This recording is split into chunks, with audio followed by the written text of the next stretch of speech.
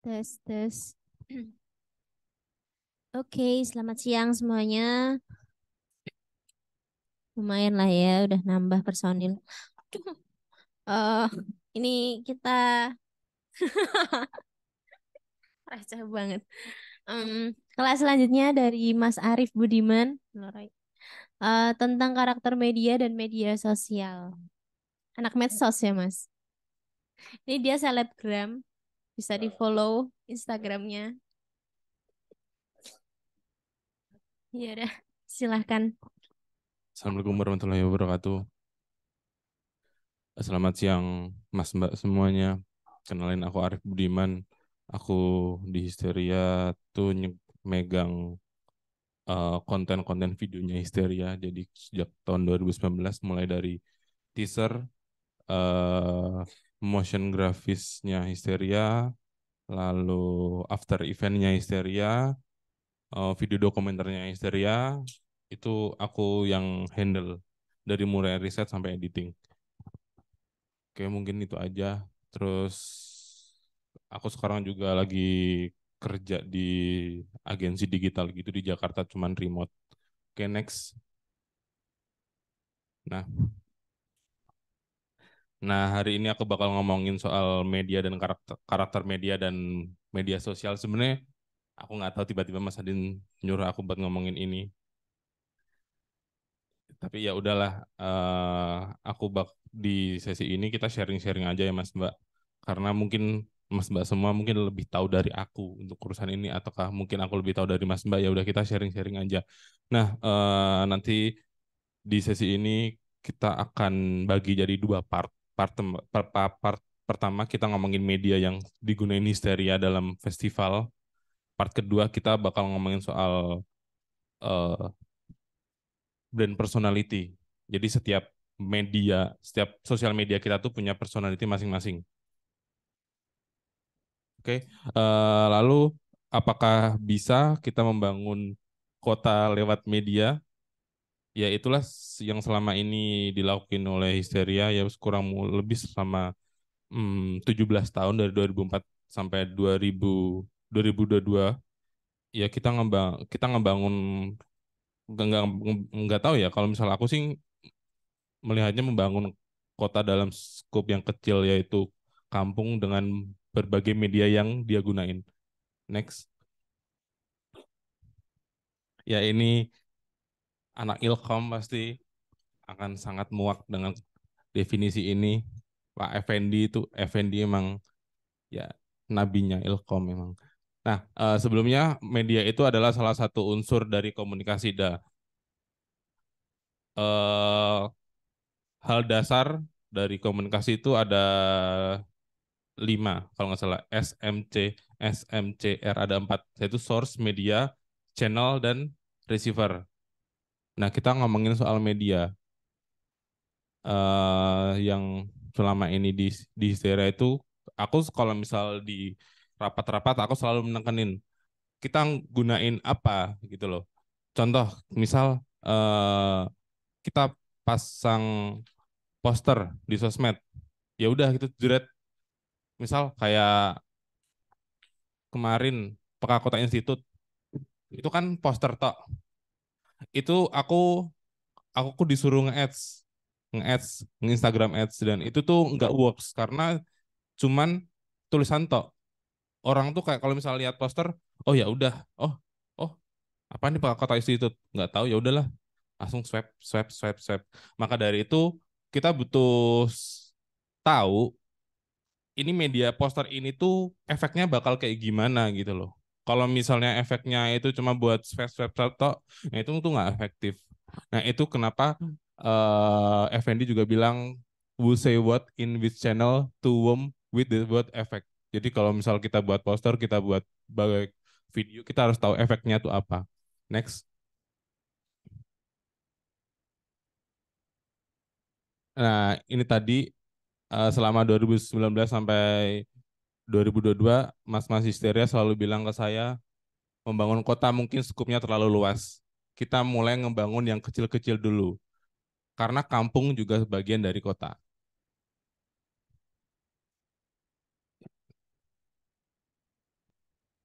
Ini festival yang ada di Histeria itu tuh kan selalu di kampung dan beberapa tema di antaranya itu ngomongin soal cerita-cerita sejarah di dalamnya, Mas Mbak. Contoh kalau di Bustaman, di Bustaman itu tuh kita ngangkat key message-nya itu adalah Ki Bustam. Ada Gule Bustaman, all about Bustaman, all about Ki Bustam. Di cerita di situ kan kayak Ki Bustam itu tuh eh, mendamaikan Arab dan Cina kalau nggak salah. Terus dikasih dikasih tanah di Bustaman. Mas Mbak tahu Bustaman? Tahu Bustaman itu di jalan mana, Nel? Oh ya, di Jalan Purwodinatan tuh ada gang kecil namanya Bustaman, terkenal dengan Gule Bustaman kalau nggak salah ya. Nah, terus di dalamnya itu ada petilasan Kiai Bustam. Itu kan sejarah, itu ada cerita. Jadi tuh eh, kita tuh mengangkat cerita itu. Wah, ini tuh value dari kampung itu adalah cerita sejarah itu.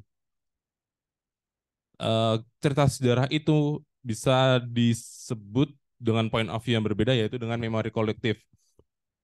Nah, memori kolektif itu kayak yang udah saya jelas tulis di situ kayak ingatan kolektif diartikan sebagai ingatan bersama seluruh masyarakat. Jadi masyarakat di situ tuh tahu kalau misalnya dulu tuh di situ ada Kiai Bustam, ada leluhur namanya Kiai Bustam. Dan cerita sejarah itu tuh ngebuat masyarakat di dalamnya itu merasa kita tuh jadi satu. Kita sama-sama kita punya kohesi masyarakat di situ, kita punya ikatan di situ karena kita sama-sama terlibat dalam sebuah cerita sejarah. Enggak terlibat sih, kita sama-sama tinggal di tempat yang memiliki cerita sejarah yang sama. Nah, cerita sejarah itu juga sebagai sebuah identitas sosial di situ. Next. Nah, apakah apakah kalau misalnya festival itu cuma ngangkat cerita sejarah aja, itu enggak. Kita juga ngangkat eh, apa namanya masalah-masalah yang ada di kampung itu. Itu Bustaman. Kalau Bustaman itu salah satu masalahnya adalah di situ tuh ada apa namanya gud gudang, gudang nggak sih? Gudang ya. RPH, Rumah Pemotongan Hewan. Kan Gule. Di situ juga ada rumah pemotongan hewan yang itu udah berdiri sejak 1800 1800-an. Nah, itu tuh isunya mau diambil alih oleh Pemda kalau nggak salah ya. Gitu. Itu kan ada masalah juga. Di Bustaman juga ada masalah soal eh, kekurangan ruang karena itu sempit banget. Itu pertama. Yang kedua, Mas Mbak tahu kan Kampung Pelangi yang dekat Berkota. Nah, itu kan ada 2 RT kalau nggak salah. Ada 2 RT, ada 2 RW, RW 4 sama RW berapa aku lupa. Nah, kita tuh bikin event di situ dan di situ di Bergota itu ada cerita sejarah. Selain ada cerita sejarah, di situ juga ada masalah. Misal kalau nggak salah tuh RW 4. RW 4 itu Kampung Pelangi. Nah, sampingnya Kampung Pelangi itu RW 3. Nah, RW 3 itu punya masalah dengan RW 4. RW 3 dan RW 4 itu nggak akur karena ada kayak kecemburuan sosial. Jadi beberapa festival di Syria itu nggak cuma ngangkat soal cerita sejarah, juga ngangkat soal masalah-masalah yang ada di kampung itu. Dalam perspektif komunikasi dan media, cerita sejarah dan masalah intrik dalam kampung itu tuh adalah pesan. Festivalnya yang menjadi medium. Masih lama, next. Nah, apakah festival itu tuh sebagai medium itu tuh adalah pemecahan masalah? Enggak. Festival itu buat naikin problem, buat naikin story itu ke publik, awareness. Kita naikin awareness lewat medium festival itu. Terus penerimanya siapa? Penerimanya banyak, bisa penerima atau reservernya bisa banyak, bisa masyarakat umum, bisa pejabat publik, bisa masyarakat itu sendiri yang sebagai penerima pesan atau sebagai histerianya sendiri juga bisa menjadi penerima pesan. Next. Nah, ini beberapa media komunikasi kolektif histeria dalam art festival. Ngantuk Thomas. Oke. Oke. Pertama, produksi karya, kedua diskusi, tur wisata sejarah, keempat video dokumenter, yang kelima itu katalog post event.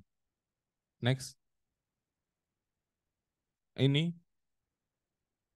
Nah, yang pojok ini tuh bergota. Bergota dulu tuh kan adalah laut sampai Sampokong. Itu tuh kan dulu laut. Nah, kita ngangkat sejarah ke publik, kita naikin awareness cerita sejarah itu ke publik dengan salah satunya medianya adalah pertama mural. Kenapa mural? Karena kita nggak mungkin dong kita tahu sejarah terus kita nyampein ke publik, ya udah gitu tok gitu loh. Kita nyampein ke publik, kita cerita ke publik cuma dulu bergota ada, dulu bergota tuh laut loh, dulu bergota tuh di situ ada pelabuhan loh. Nggak mungkin kayak gitu karena eh, kita tuh ibaratnya kayak dapur, kita masak. Cerita sejarah itu adalah bahan mentah. Kita olah dan masakannya itu adalah ya ini karya-karya ini. Kalau misalnya efeknya apa ke publik, ya kita nggak terlalu berdampak ke publik. Ini tuh udah sebenarnya udah aku salah satu bahan skripsiku sih. Nah, karya-karya ini tuh nggak terlalu berdampak ke publik. Publik tuh nggak begitu tahu cerita sejarah lewat ini sebenarnya. Ini tuh berdampak ketika orang tuh lalu lintas lihat loh, kok ada gambar pantai sih, ada kapal. Loh, kok ada gambar pantai sih nama kapal. Orang tuh bakal lalu lintas terus, publik lalu lintas terus tet tet tet tet tet, tet. Lalu timbullah awareness.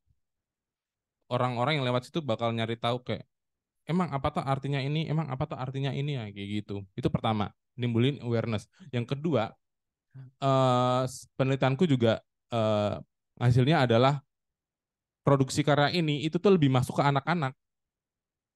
Cerita sejarah itu lebih masuk ke anak-anak. Salah satunya itu tuh eh ya kayak gambar yang bawah ini kan namanya apa? Aku lupa. Itu kan yang gambar anak-anak. Itu tuh anak-anak ngegambar itu sesuai dengan cerita sejarah yang ada di kampung itu. Itu tuh Kampung Jatiwayang di Ngemplak Simongan gitu. Jadi produksi karya ini tuh nggak terlalu berdampak, cuman akan lebih berdampak ke anak-anak. Next, diskusi. Nah, ini yang akan lebih berdampak ke warga. Warga itu lebih tahu tentang cerita sejarah, tahu tentang masalah yang dihadapinya itu tuh lewat diskusi, media diskusi. Em, Peserta diskusi ini tuh ada beberapa stakeholder. Pertama warga, kedua akademisi, ketiga sejarawan, yang keempat eh, histerianya sendiri. Dan dalam diskusi itu tuh sebagai medium bertukar cerita sejarah. Masyarakat masyarakat punya versi cerita sejarahnya sendiri. Di situ ada akademisi dan di situ juga ada sejarawan. Jadi kayak forum diskusi ini tuh jadi sebuah medium mereka bertukar cerita sejarah berdasarkan point of view masing-masing. Warga taunya gini, Pak, dulu di Berkota ceritanya ini, terus dikonfirmasi sama akademisi. Oh ya bener ini, kronologisnya tuh ini, tahunnya ini, kayak gitu. Lalu stakeholder, kenapa di sini juga ada pejabat? Karena diskusi yang diselenggarakan dalam festival itu juga jadi kayak audiensi. Jadi kayak warga ngeluh ke pejabat, pejabat ngasih penjelasan, terus pejabatnya masukin masukin cerita sejarahnya, masukin festival itu menjadi rencana rencana agenda kota selanjutnya, terus masalah-masalah yang diomongin warga itu ditampung ke pemerintah. Cuman eh, dari dari banyak diskusi yang diselenggarain Histeria yang pejabat publiknya perubahan before afternya kampung itu secara nyata itu paling cuma satu dua kampung dari banyak kampung. Itu sih hasil penelitianku. Oke, next. Nah, tur wisata sejarah. Tur wisata sejarah ini tuh lebih efektif untuk audiensnya itu mahasiswa. Mahasiswa lebih antusias tanya jawab secara interaktif dengan pelaku sejarah kalau misalnya mereka ikut tur ke situs-situs sejarah kampung itu.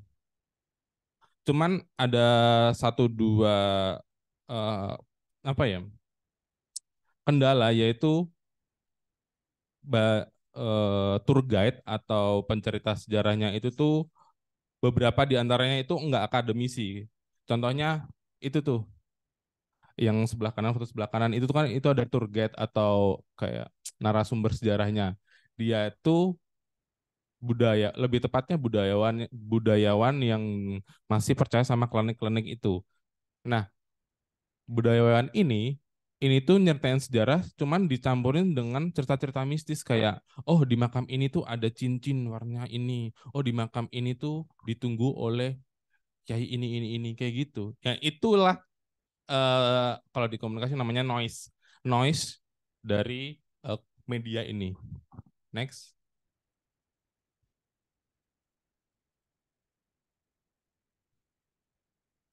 Nah, video dokumenter.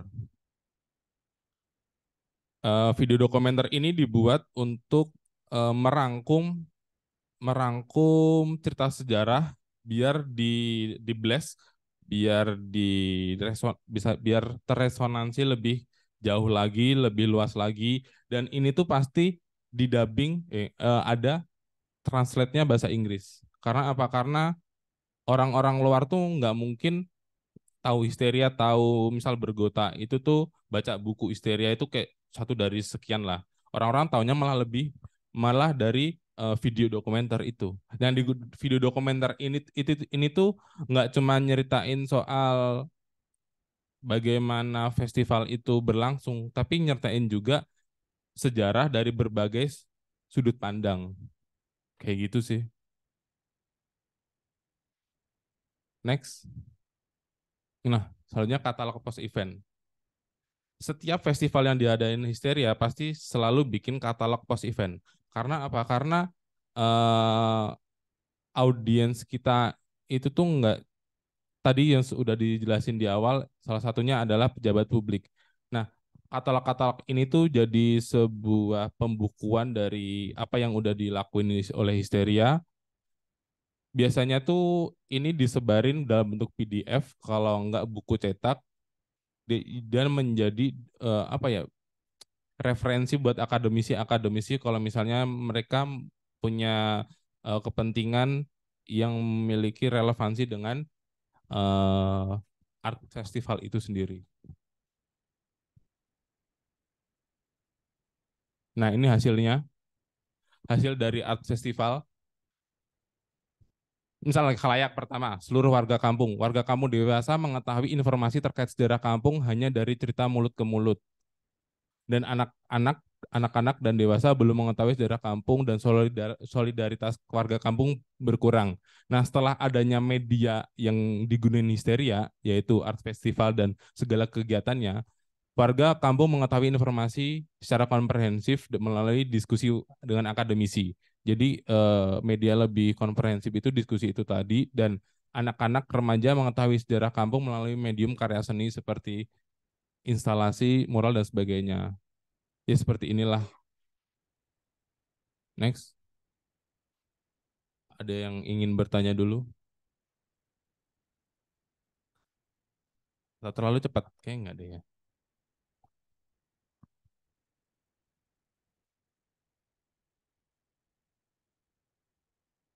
Masih aman, Mas? Aman.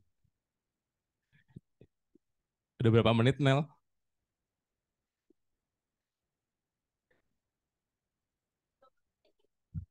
Ya wis tuh. Karena aku tahu kalau misalnya kita 2 jam, kita semua pada ngantuk. Makanya yang penting singkat. Enggak lah. Next, karakteristik media sosial. Ada yang main LinkedIn? Main. Kalau misal kalian masih kuliah, mending main LinkedIn dari sekarang. Facebook, Instagram, dan Snap. Oke, setiap media sosial itu punya karakteristiknya masing-masing tergantung penggunanya ya.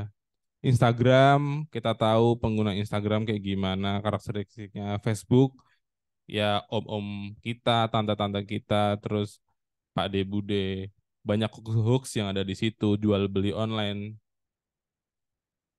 Terus Snapchat isinya orang-orang alay pada zamannya. Cuma sekarang orang-orang tuh jarang pakai Snapchat. Oke, next. eh Facebook. Facebook itu karakteristiknya pertama dapat digunain buat building community khususnya Gen X dan Gen Y. Gen Y itu kita, Gen X itu orang di atas lahir di atas 1995, lalu Twitter cocok untuk membentuk sebuah percakapan. Jadi kalau misalnya kita punya sebuah isu yang itu tuh butuh diskusi yang lebih panjang, kita harus gunain Twitter. Instagram itu cocok untuk menjangkau broad audience, especially generasi Y. Nah, TikTok itu tuh cocok menjangkau broad audience, Gen Y dan Gen Z. Nah, kenapa histeria nggak main di TikTok? Karena ya emang audiens kita itu nggak ada di Gen Z. LinkedIn tuh cocok buat menjangkau dunia profesional. Lalu YouTube itu tuh cocok buat kalau misal kita punya konten yang panjang kayak video, tapi sekarang udah ada short video, YouTube Shorts. Next. eh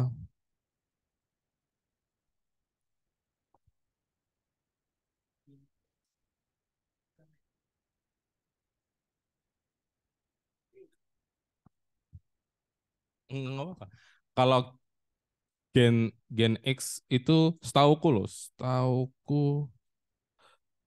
aku lupa tahun berapa. Misalnya gini, gampangnya Gen X tuh kakak kita. Umur setahu 95 ke atas. 90-an ya, 90-an. Gen X Gen X itu 90 akhir. Kalau Gen Z itu setahuku 2004 ke atas.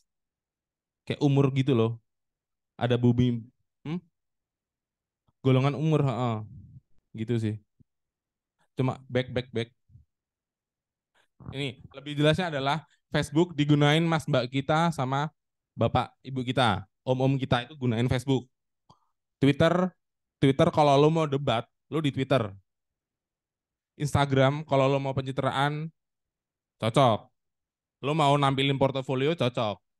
Karena tergantung lo, misal kalian mau ngejual daster, kalian ngejual di mana? Nggak mungkin dong ya mungkin di TikTok sih, di Shopee bisa. Kalau misal medianya ini, kalian bisa nggak main jualan daster di LinkedIn? Nggak bisa, susah kan? Oke, segmennya daster, ibu-ibu, mbak-mbak, sama iya ya ibu-ibu, mbak-mbak. Ya kita mainnya di mana di Instagram sama Facebook karena apa? Karena karakteristiknya itu Instagram kita main di Instagram sama Facebook karena apa? Karena karakteristiknya ya yang main Instagram itu mbak-mbak, yang main Facebook itu ibu-ibu gitu loh. Kita bisa nggak jualan daster di Twitter? Kita tuh mau jualan bukan mau ngomongin daster gitu loh. Gitu sih. Next. Paham Mas? Oke, mantap. Untung paham. Aku ragu loh sebenarnya. Misal nih, kita ngomongin kita ngomongin daster aja kali ya. Kita biar enak langsung. Kita ngomongin daster. Kita mau jualan daster. Market kita ibu-ibu sama mbak-mbak. Kita harus tahu dulu audiensnya kita adalah ibu-ibu sama mbak-mbak. Kedua, kita harus tahu dulu konten dari akun jualan daster itu apa. Yang itu kan udah mengenai konten. Apakah kita bakal nge-repost event-event musik? Kan nggak mungkin. Apakah kita mau nge-repost hasil Piala Dunia? Kan nggak mungkin.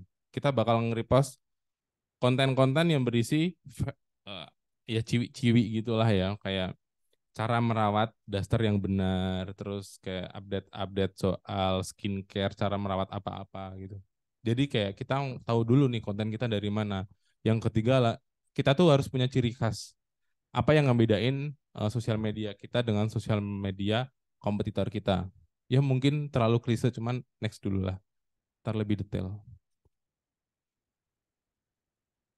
Nah, setiap setiap akun media sosial itu tuh punya karakteristik. Aku tuh kalau misal sama rapat sama tim histeria tuh aku selalu bilang gini, kalau misal kolektif histeria itu adalah seseorang, seorang manusia, itu tuh karakteristiknya bakal kayak gimana? Selalu kayak gitu. Kita bisa lihat, kita bisa lihat kok kalau misal kita buka Instagram kita sendiri, kita lihat postingan kita bakal refleksi. Orang tuh ngelihat postingan Instagram kita bakal ngelihat profil kita tuh kayak gimana, karakteristik apa namanya, or sifat kita tuh kayak gimana. Contoh, karakter, karakternya ini ya warmly, cheerful, inspiratif, eh, authoritative. Authoritative itu kayak bijak, tone of voice, pembawaan. Pembawaan itu gimana caranya kalian interaksi dengan publik. Yang di dalamnya itu ada caption, ada cara gimana kalian bikin headline. Ya, itu terlalu ngambang sih. Kita langsung aja next. Nah, ini Instagram Histeria. Kalau Instagram Histeria ini adalah seorang manusia, itu kayak siapa? Aktivis. Ada lagi kelompok seni. Ada lagi ini nih, ini aja Peka Kota Institut nih dari bawah nih ya. Peka Kota Institut. Terus ada enggak itu histeria. Histeria. Ini kayak gini. Ada magang. Terus ada magang, terus ada art. Enggak tahu tuh ada apa tuh. Terus tiba-tiba ada gedung, ada banjir. Terus ditampar ada apa, ada media part dan sebagainya. Ini apa? Bisa, bisa info kejadian Semarang, bisa aktivis. Gimana Mas? Ada platform. Cuman kalau aku melihat histeria ini adalah seseorang yang kayak next, Deddy Kobuser. Iya kan? Nah, itu next, suka ngomongin banyak hal yang serius. Iya, serius. Ditampar ke simposium, coy. Itu serius. Bahasanya tuh serius. Ngomongin art juga. Otoratif tuh bijak. Bijak iya. Direct iya. Direct. Balik-balik sebelum. Nah, karakter. Balik lagi sih kayak karakter, tone of voice. Tone of voice itu tuh kita bisa lihat dari title sama apa namanya?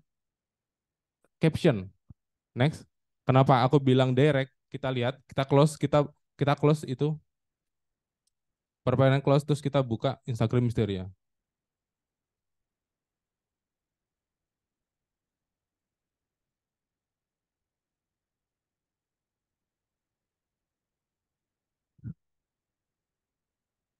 Ya, ya, Mysteria.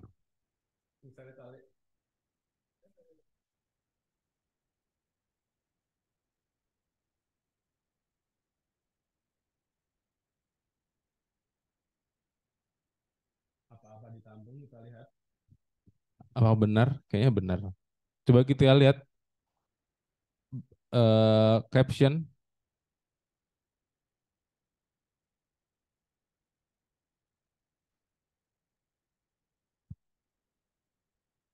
Ya, ya.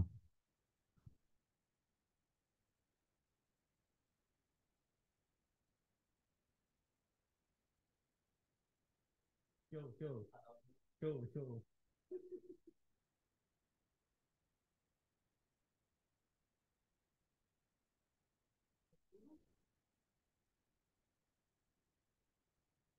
Search dong. Search.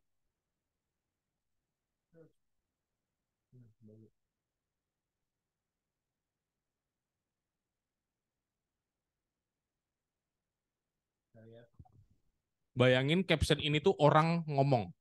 Ada orang ngomong tapi ngomongnya kayak caption ini. Next, klik di Tampar 2.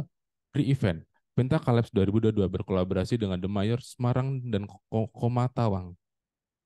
Sekaku gue. Sekaku itu. Next, close. Simposium, wes. Kita lihat simposium. Ini tone of voice tuh ini. Selamat Hari Ibu. Merespon isu perubahan tata ruang akibat manusia beserta interaksinya. Kita bisa bayangin nggak? Ada orang tuh ngomong kayak gitu tuh karakternya kayak gimana? Bapak-bapak serius, makanya aku bilang tadi tuh Deddy Kobuser. Close. Coba peka kota deh. Heeh. Kita lihat Minkah.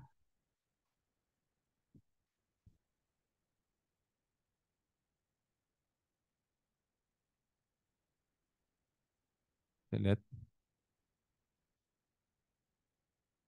caption coba. Kalau ini mah 11-12.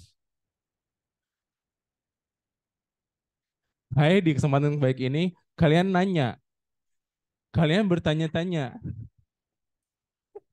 Lah itu bedanya, itu karakter. Kalau kalau misalnya peka kota adalah iya, nah tergantung admin. Nah, itu tuh mengaruhi dengan karakter media media sosial. Balik lagi, aku kalau misal ngomong sama teman-teman tuh, kalau misal media sosial kita adalah orangnya tuh karakternya kayak gimana gitu. Asal nekenin kayak gitu. Oke, kita punya dua jenis karakteristik Instagram ya. Close, tolong Ham. Terus balik lagi ke PPT.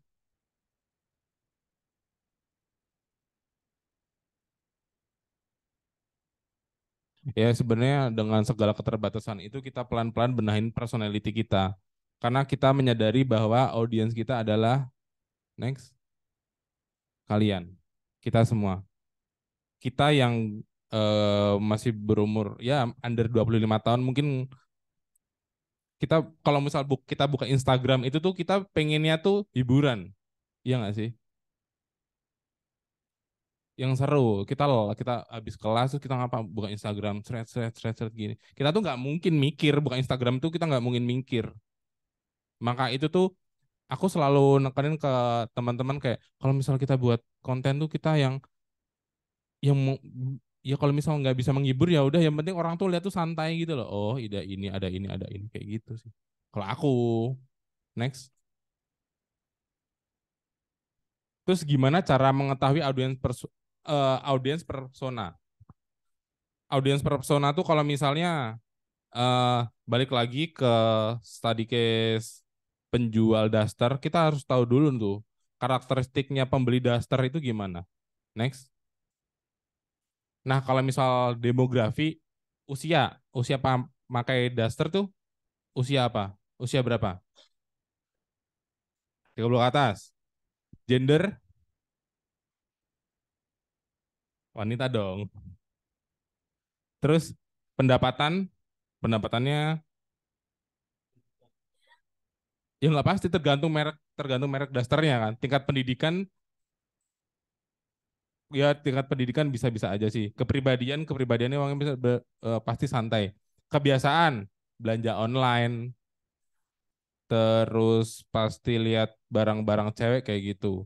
Minat, minat ya kebiasaan mereka berinteraksi dengan audiens. Oke, kalau misalnya Histeria mau ngadain event seni, kita harus riset nih audiens audiens art festival itu apa dari demografi.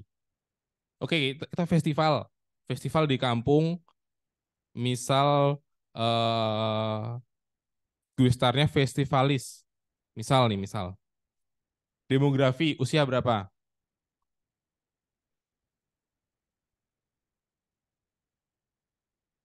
Ya masuk 20 sampai 30-an lah ya. Gender laki perempuan, jumlah pendapatan mahasiswa. Kalau ngefans ya oke lah. Tapi jarang nggak sih CEO orang-orang yang penghasilannya 30 juta, omnya tingkat, terus nonton festivalis tapi di kampung. Nah, itu. Kita harus tahu dulu di demografi. Kepribadian, cewek-cewek yang suka minum janji jiwa, terus di Twitter bakal nonton nggak di kampung? Nggak, itu kepribadian. Berarti dicoret tuh, kepribadian. Kalau misal, udah dah, kepercayaan nggak mungkin cuma Islam doang sih yang ke situ. Nggak punya kepercayaan juga bisa sih.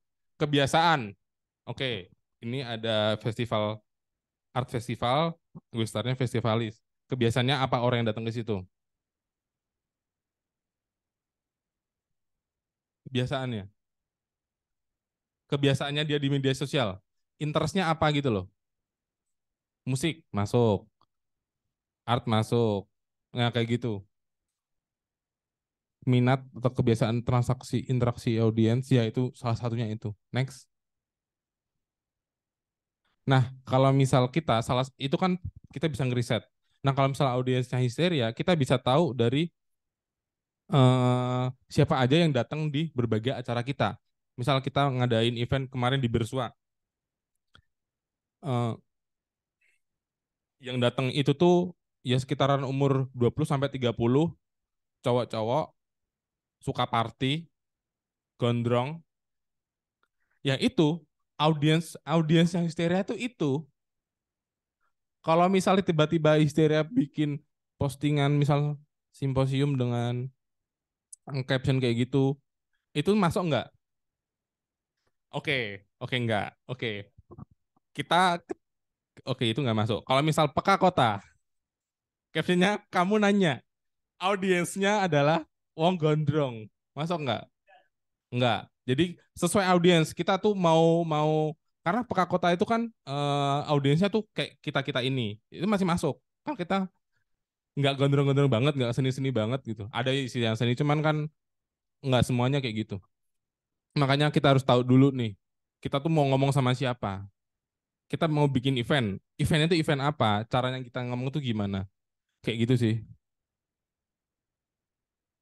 Konten pilar. Konten pilar tuh hmm, apa ya? Jenis-jenis konten yang mau kita buat. Tipe konten yang relevan dengan persona dari akun sosial media kita. Kalau misal Duster, kita bisa bikin konten pilar salah edukasi, edukasi, promo, brand knowledge, dan konten engagement. Contoh edukasi, edukasi manfaat menggunakan Duster. Enggak. Cara mencuci Duster yang benar itu salah satu contoh konten pilar. Terus informasi 11 biasanya kan 11 11. Kalau di kerjaanku sih 11 11 sama 25 kalau bikin promo. 11 11 promo diskon 20%. Terus kalau brand bisa brand knowledge kayak kita nampilin display produk. Lalu kita konten-konten engagement. Konten-konten engagement itu kayak eh, kapan terakhir kamu pakai daster? Oh, enggak mungkin deh. Kayak kamu tahu nggak sih daster itu dari negara mana? Jadi konten engagement tuh konten yang tujuannya itu tuh orang tuh nge-like. Nah, itu tuh konten engagement tuh kayak gitu. Coba di close, kita ambil study case mau brand apa kita bahas. Contoh apa ya brand apa ya? Coba Aero Street deh. Apakah masuk masuk ke Instagram aja?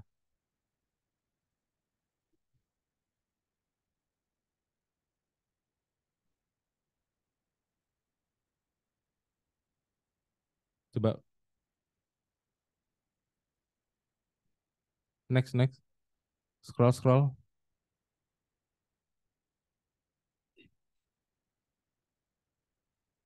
Nah,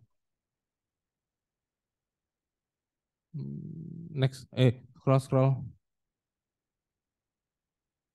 Coba Gojek deh, Gojek.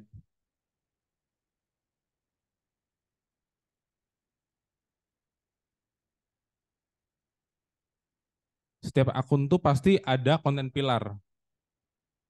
Scroll scroll. Hup, hup, hup, hup. Nah, dah. Kalau misal yang ini, apa yang harus ibu lakukan? Itu termasuk konten apa? Ya, mantap, bener. Kalau misalnya scroll scroll, meletus balon hijau,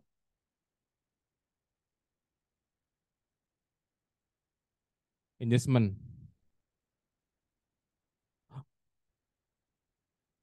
Ya bisa bisa. Wah, ini bagus banget. Bisa jadi satu satu konten itu bisa mengandung dua konten pilar. Contohnya ini untuk promo promo bisa, engagement bisa.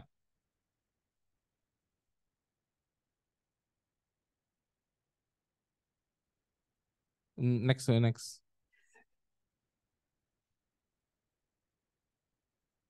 Terus kita cari, nah engagement contohnya ini quiz giveaway itu termasuk engagement. Terus kita cari brand knowledge. Brand knowledge itu, ini yang BTS itu termasuk brand knowledge. Karena ya udah dia tuh cuma display ya hard selling toh. Terus udahlah ya cukup lah ya konten pilar. Tapi kalian udah paham kan? Oke, mantap. Sampai saat ini, sampai sekarang, sampai sini ada yang ingin ditanyain? Terlalu receh ya, ternyata ya. Oke, sebenarnya itu sih karakter media. Hah? Heeh,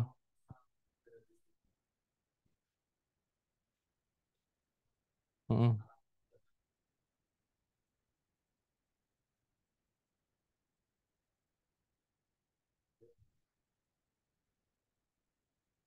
Contoh ambil case akunnya apa?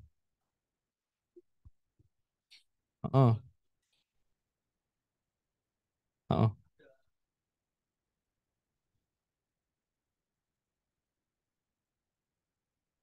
Kalau aku sih kan ada perubahan. Perubahan itu tuh tergantung goalsnya dulu apa mas? Kalau misal Pak Kota, kita bikin event ini, bikin event eh, Kota Institut yang audiensnya itu tuh kita-kita yang umur 20-an. Kita mau bikin yang serius. Contoh, event serius apa, Mas? Simposium gitu. Misal simposium. Simposium audiensnya umur 30-an S2. Dah itu serius. Kita mau bikin konten kamu nanya juga nggak kemakan kan sama orang-orang kayak gitu. Caranya nge-switching adalah kita bikin, kalau aku sih, itu tuh bikin konten awareness dulu.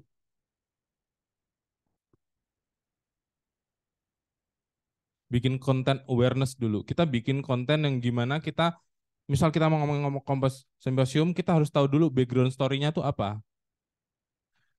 Simposium misal ngomongin soal perubahan iklim. Kita ngomongin dulu fenomena ini dulu. Perubahan iklim itu apa, tapi kita ngomongin serius dengan bahasa yang santai. Habis itu baru ngomongin simposium. Jadi itu ada bridgingnya dulu gitu. Kalau aku sih gitu sih. Ada lagi?